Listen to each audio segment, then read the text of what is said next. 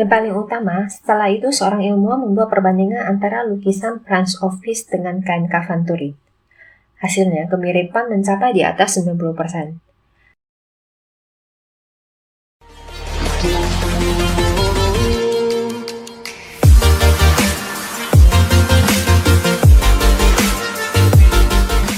Halo semuanya, selamat datang di channel Cerita Saja. Mimpi adalah sebuah keberadaan yang sangat misteri.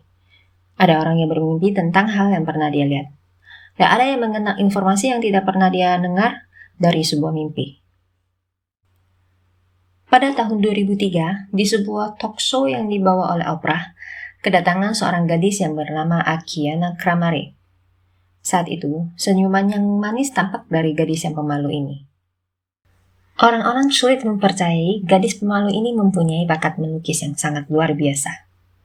Ini adalah karya lukisannya pada umur 4 tahun, karya pada 7 tahun, dan karya pada umur 8 tahun. Karena gadis kecil ini memiliki kemampuan dalam teknik penciptaan cahaya dan bayangan, atau ruangan yang sangat terampil, membuat pembawa acara Oprah bertanya padanya, "Siapa yang mengajarimu?" Dan yang mengejutkan, gadis ini menjawab, "Dalam mimpi Yesus mengajari saya." Yang paling menarik, Akiana mengaku selain mengajarinya melukis, Yesus juga membawanya ke berbagai tempat. Dia pernah kembali ke saat dunia sebelum lahir, dan pernah ke tempat yang orang pergi setelah kematian. Bahkan dia menyaksikan saat-saat Hawa memakan buah terlarang. Bisa dibayangkan, banyak orang yang tidak mempercayai cerita Akiana. Tetapi, ada seorang anak lelaki berumur 4 tahun yang mempunyai pengalaman hampir mati, memberitahu ibunya, dia pernah melihat Yesus di surga. Dan Yesus persis seperti yang di lukisan Akiana. Setelah kejadian ini, makin banyak orang yang percaya pada Akiana. Jadi, karya lukisan Akiana apalagi yang mengejutkan dunia? Sebelum memulai video hari ini, boleh ya tolong tekan tombol subscribe. Terima kasih. Hari ini, kita akan menceritakan tentang seorang gadis pelukis berbakat yang pernah ke surga. Akiana Kramari. Waktu mundur ke tahun 1994, sebuah kota terpencil di Illinois, Amerika Serikat. Ada seorang wanita hamil yang bernama Froli Kramari dengan suaminya Markus, tinggal di sebuah rumah tua yang saat hujan deras, rumahnya akan mulai banjir. Walaupun hidup mereka miskin tetapi merasa bahagia. Namun, pada suatu hari Markus jatuh sakit karena meminum air yang tidak higienis dan kondisi keuangan yang ketat sehingga dia tidak bisa ke rumah sakit untuk berobat. Pada saat itu, Froli hanya berharap bisa melahirkan anaknya secepat mungkin. Waktu berjalan cepat, akhirnya Froli melahirkan seorang bayi perempuan di dalam kamar mandi rumahnya dan diberi nama Akiana. Setelah melahirkan, Froli mulai bekerja, dan yang menjaga Akiana adalah kedua abang laki-lakinya. Sampai pada tahun 1998, pada saat Akiana berumur 4 tahun, mereka sekeluarga pindah ke rumah yang lebih besar, dan keadaan ayahnya Markus sudah sehat kembali. Akhirnya, keadaan ekonomi keluarga semakin membaik. Namun, pada suatu hari Akiana berkata kepada ibunya, "Hari ini saya bertemu dengan Tuhan." Pada saat mendengar kata Tuhan, ibunya sangat terkejut, karena mereka sekeluarga adalah ateisme. Dan ketiga anaknya hanya belajar di rumah, tidak pernah berkomunikasi dengan orang lain, dan mereka tidak pernah membahas topik tentang agama. Jadi bagaimana Akiana bisa menyebut nama Tuhan? Akiana bercerita, "Setiap malam saya akan datang ke suatu tempat yang penuh dengan tumbuhan.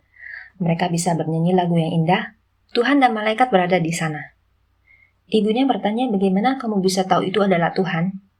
Akiana menjawab, "Itu seperti saya tahu kamu adalah ibu saya. Tuhan adalah cahaya, dia sangat baik, dia mengetahui segalanya, dia adalah Bapa saya." Akiana berusaha menjelaskan kepada ibunya dan mulai menggambarkan apa yang dia lihat, dan berkata kepada ibunya, "Mama, lihat ini adalah malaikat saya. Dia dan Tuhan setiap malam akan datang mencari saya, tetapi saya tidak bisa menggambar Tuhan." Pada saat Froli melihat gambar Akiana, dia sangat terkejut. Karena untuk menggambarkan lukisan seperti ini bagi anak usia 4 tahun tidaklah mudah. Tetapi Froli tidak menanggapinya. Sampai sebuah kejadian terjadi. Pada pagi hari tahun 1999 tanggal 15 Juli, Akiana menghilang, sehingga kedua orang tuanya melaporkannya ke polisi. Dan setelah menerima laporan, polisi mencari ke seluruh pelosok kota, tetapi tidak menemukan Akiana. Ketika semua orang dalam kekacauan, seorang polisi mendengar suara dari kamar Akiana. Dan pada saat itu dia menemukan Akiana di dalam kamarnya. Polisi ini sangat terkejut karena dia barusan menggeledah kamar ini dan pasti di dalamnya tidak ada orang. Dan Akiana berkata, "Kalian tidak menemukan saya karena saat itu saya tidak berada di bumi." Karena kejadian ini, ibunya mulai percaya pada Akiana, bahkan memberinya krayon untuk melukis. Setelah itu, Akiana mulai menggunakan krayon untuk menggambar tanpa diajari siapapun. Seiring dengan lukisan Akiana yang semakin banyak, orang tuanya mulai membelikannya cat minyak. Dan ini adalah lukisan pertamanya yang menggunakan cat minyak. Akiana bercerita, setiap dia bermimpi dan ke dunia lain, di situ ada dua orang menunggunya. Seorang adalah malaikat yang sangat cantik, dan seorang lelaki yang pada pertama kalinya dia hanya tahu pancaran sinarnya lebih kuat dari malaikat. Setelah itu dia baru tahu, lelaki ini adalah Yesus. Akiana pernah dibawa ke tempat alam semesta pertama kali terbentuk, dan juga pernah ke surga. Surga adalah tempat perlindungan suci dan memancarkan sinar yang tidak dimiliki oleh bumi ini. Selain itu, Akiana ditemani Yesus untuk menyaksikan saat Hawa memakan buah terlarang.